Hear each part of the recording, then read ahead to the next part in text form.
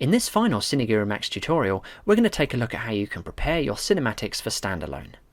So let's assume you've finished developing your game, you're really happy with it, you've got some cinematics in there courtesy of CineGuru MAX, and now you want to export your game as a standalone so that you can share it with your friends or family, or perhaps even upload it to Steam. So here's a scene that I've created, a very simple level with quite a complicated little cinematic, and I'm just going to play it for you in the editor just so we can see what we're working with.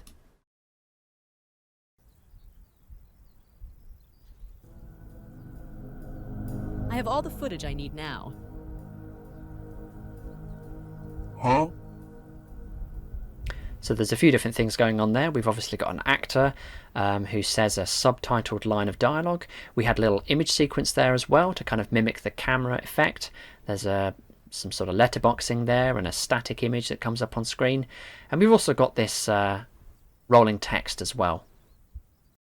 So overall, quite a complicated little scene.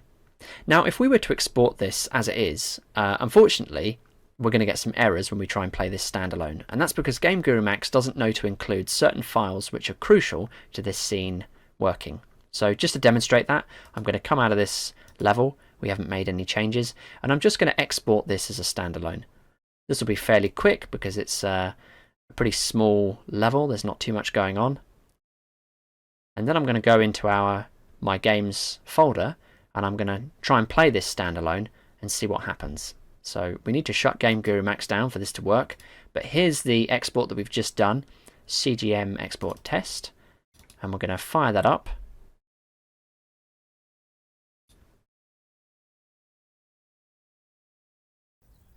And as you can see, we've been given an error message. We're missing a file called exportsubs.txt, but in fact if we go into the level, as well as the cursor being on screen permanently, you'll actually find that the whole cinematic doesn't work.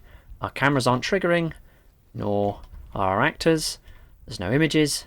Yeah, so nothing is working as planned, and in fact we've even got a little error message down there. So not good. And like I said, the reason for this is that CineGuru MAX doesn't know to include certain files with the standalone. So let's open up CineGuru MAX again, and we'll sort of take a closer look at the scene.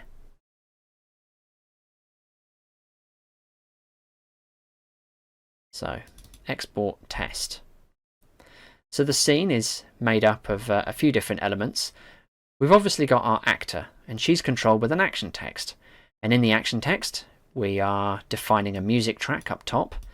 Well, first off, let's go into our export and see if that music track has come over. So, audio bank. No, we don't have a music file. Okay, so that hasn't come across. We've also got the missing subtitled text file that should be in script bank CineGuru MAX. There's also an audio file here, which is the file that will be subbed into slot 0 if the player aborts the cinematic. So that is in characters, human, female.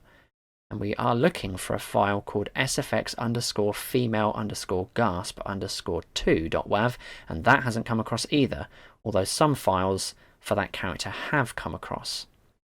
So the reason for this is that CineGuru MAX doesn't read through text files when it does standalone exports, so it doesn't know to include files which you've only defined in a text file somewhere. Certain files will copy across. So for instance, if we go over to image bank, CineGuru MAX, you'll see that we do have a few images here. So ones that have been directly defined within the editor. So we've actually got camera_1.png. That's the first image in an image sequence. If I take a look at the behavior, we can see that we actually had to specify that that file was the first file in the sequence. But it's the script that knows that this is an image sequence. CineGuru MAX doesn't know. So it doesn't know to include the other images in that sequence within standalone. But it does include anything that's explicitly stated within these panels in the editor. So for example, this letterbox PNG has been included, and our other text file has been included for the credits, because again that's as part of the that's been entered into the editor, and we can check that by just going over to script bank and taking a look in CineGuru MAX, and sure enough, there it is. There's our text file, and there's our export test. It's also worth noting that these text files are not encrypted. That's just a constraint of working with Lua. They need to be able to read text files, so they have to be unencrypted files. So yeah, unfortunately your users will have access to these files. There's really not much we can do about that, unfortunately. But what we need to do is figure out how we can force CineGuru MAX to include these files which are not explicitly stated within the editor. So to do that, we're going to use an FPP file. So let's go over to MapBank, and we're going to take a look at some of the level that we've been working on. So it's this one, cgm_export test.fpm. And what we want to do is right click and create a new text file, although it's not going to be called a text file. So we're going to rename it to the same name as our level. So that's cgm_export test.fpp. So an FPP file is essentially a text file that lists out files to be included with a standalone build. So we're going to type a square bracket and we're going to type standalone add files. And then we want to start listing file paths to files that we want included.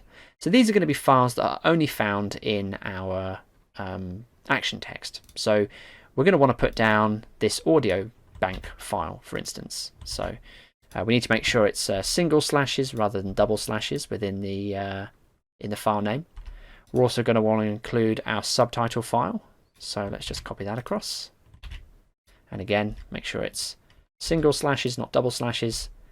There was also that sound effect that we didn't get included last time, so we'll want to put that in there. And just get rid of those slashes.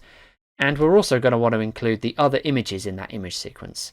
And here's one I made earlier, because I didn't want to type all these out again by hand. But these are all the images, the rest of the images in the image sequence. So now if we save that file, we're now basically telling CineGuru MAX, the next time you export cgm_export test, you have to include this list of files. So let's give that a test. Again, we haven't changed our level, so should just be able to back out of that. And actually, I'm just going to rename my standalone so we can compare. So let's go over to the one that we just exported. So this was our original, and we're going to export a new version now. And again, should be fairly straightforward because it's a small level. And I'll shut down CineGuru MAX so that we can test this out. So this one has been created with the help of the FPP file. So let's shut down CineGuru MAX, and here it is, CGM export test. And if we go into Files, Audio Bank, okay, we have a music folder now, and it does contain the file that we wanted. That's a promising start. We can also check Image Bank as well. Go into CineGuru MAX, and yep, we've got the other images in our image sequence, so it's looking promising. And in Script Bank, there's our subtitle text as well, so that's all good. Okay, so I think we're going to give this a whirl and see if we've fixed the problem.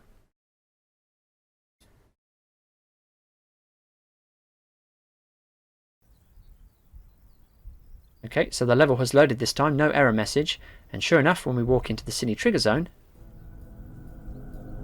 I have all the footage I need now. Huh?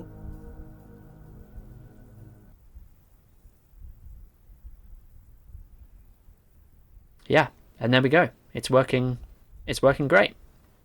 So like I said, use FPP files to force CineGuru MAX to include files within your standalone. So that's basically any file that's only sort of called in a text file. So obviously I gave some examples of ones that might not be included. So subtitle files, any music that's called only in an action text and isn't explicitly sort of in a sound zone somewhere within your level. And any sort of image sequences, you may want to, you'll need to put those in as well for them to work basically. So with that, we have now finally come to the end of this quite extensive series of video tutorials. I hope you found them helpful. If you need any more support, please don't hesitate to join our support Discord. I will leave a link in the description of this video for you to join. And also feel free to join the Discord if you want to share what you've been making within CineGuru MAX, because we're really excited to see what other people create with it. So thanks for joining me, and have fun and keep creating. Cheers.